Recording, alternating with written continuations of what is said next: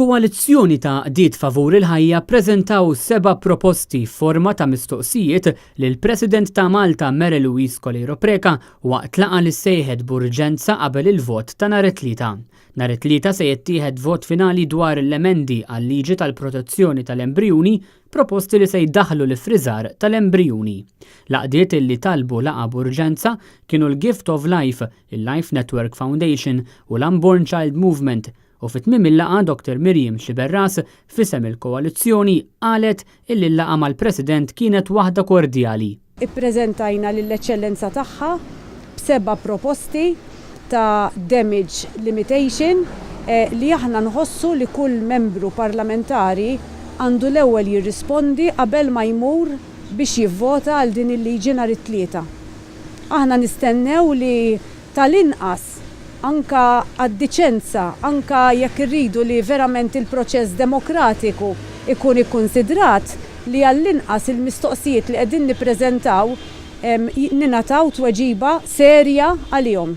Miriam Xiberras għamlita ċara li l-koalizzjoni la taqbel mal-ifriżar tal-embrijuni u lanqas mad-donazzjoni tal-embrijuni.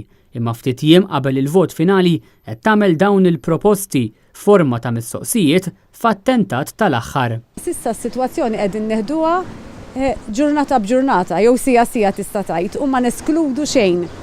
Però nibqgħu aħna bit-tama li daw il-proposti li ħanoħorġu llum stess issa vis-à-vis press statement jiġu konsidrati anke mill-Gvern u jiġu moddija lil kull membru parlamentari tal-Kamra biex il-koll aħna it-tama tagħna li jirriflettu fuq daw il-mistoqsijiet aħna qed nagħmlu mistoqsijiet serji ħafna.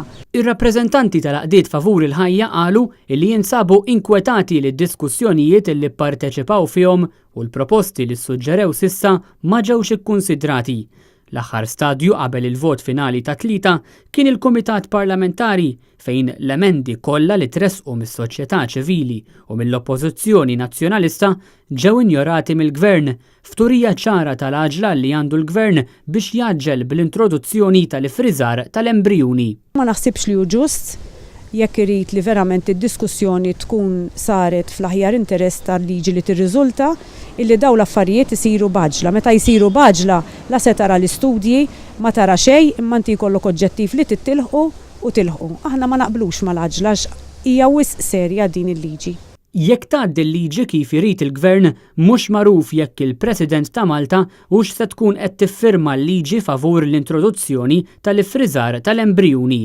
Għan-nom tal-koalizzjoni, Miriam Xiberras qalet li waqt il-laqgħa din il-mistoqsija ma saritx lill-President, iżda jħallu f'idejha biex teżerċita d-diskrezzjoni tagħha.